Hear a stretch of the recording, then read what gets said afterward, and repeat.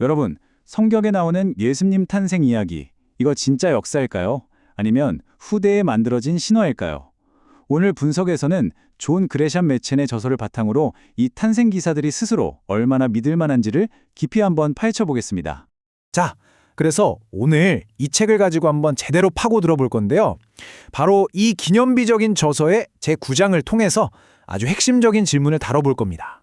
사실 이 질문, 그러니까 역사냐 신화냐 하는 문제는요, 정말 수백 년 동안 신학계에서 가장 뜨거운 논쟁거리 중 하나였죠. 그런데 메이첸의 분석이 여기에 대해서 정말 설득력 있는 관점을 던져줍니다.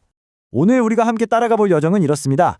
먼저 기적이라는 문제부터 시작해서 이걸 설명하려는 두 가지 해법, 그리고 메이첸의 반박을 살펴볼 거고요. 나아가서 기사 자체에 담긴 신빙성의 증거는 뭔지, 그래서 그리고 역사인지 신화인지 결론을 내려보겠습니다. 자, 그럼 첫 번째 주제부터 시작해 볼까요? 메이첸이 다루는 가장 근본적인 문제인데요. 그건 바로 이 탄생 이야기가 처음부터 끝까지 그냥 기적이라는 거예요. 바로 이 점 때문에 애초에 기적은 없어라고 생각하는 학자들한테는 이 이야기들이 굉장히 곤란한 거죠. 어떻게든 이걸 설명하고 넘어가야 할 숙제가 된 겁니다. 그래서 초자연적인 걸 빼고 이 이야기를 설명하려고 아주 복잡한 이론들을 만들어낼 수밖에 없었던 거예요. 자, 그럼 비평가들은 이 기적의 문제를 어떻게 풀려고 했을까요? 메이첸은 크게 두 가지 접근법이 있었다고 정리합니다. 첫 번째는 합리화 방법이라는 건데요. 파울루스 같은 학자들이 주장했죠. 이건 마치 마술의 비밀을 폭로하는 것과 같아요. 여러분, 사실 그건 기적이 아니고요. 원래는 그냥 자연적인 현상이었는데 그걸 본 사람들이 오해해서 초자연적인 걸로 기록한 겁니다. 이렇게 주장하는 거죠. 그런데 슈트라우스라는 사람이 나타나서 전혀 다른 해결책을 내놓습니다. 그가 보기에 이 이야기들은 그냥 오해에서 비롯된 게 아니었어요. 아예 처음부터 역사적 사실이 아니라 예수라는 인물에 대한 종교적인 생각을 역세처럼 보이는 포장지에 담아서 표현한 신화라는 거죠. 이 둘의 차이가 정말 극명하게 드러나죠. 슈트라우스는 이렇게 비판한 거예요. 아니, 애초에 기적을 믿지 않을 거면 이야기의 자잘한 부분에서 역사적 사실을 찾으려는 시도 자체가 말이 안 된다. 중심 기둥을 패버렸는데 어떻게 집이 서 있겠냐. 이 이야기는 그냥 통째로 신화다. 이렇게 본 거죠. 자, 그런데 이 논쟁이 여기서 끝나진 않아요. 정말 흥미로운 건 메이첸이 이 이론들이 현대로 넘어오면서 어떻게 바뀌었는지, 그리고 그 허점이 뭔지를 아주 날카롭게 파고든다는 점입니다. 왜냐면 현대 학문이 발전하면서 복음서가 생각보다 훨씬 일찍, 그러니까 사건이 있고 나서 얼마 안 돼서 쓰였다는 게 밝혀졌거든요. 이러면 문제가 생기죠.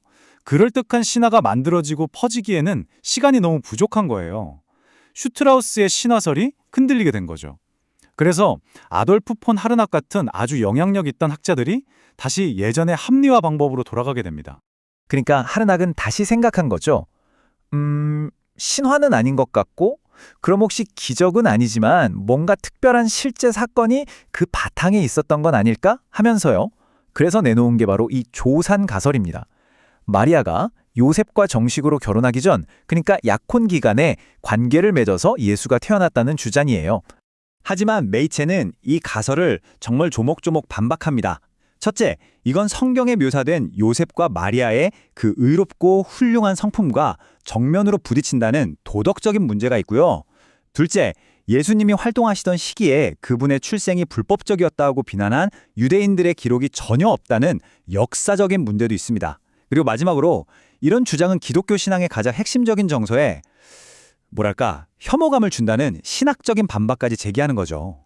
자, 이렇게 비평가들의 주장을 하나하나 다 깨부순 다음에 메이첸은 이제 본격적으로 이 이야기들이 왜 믿을 만한지에 대한 자신의 논증을 쌓아 올리기 시작합니다.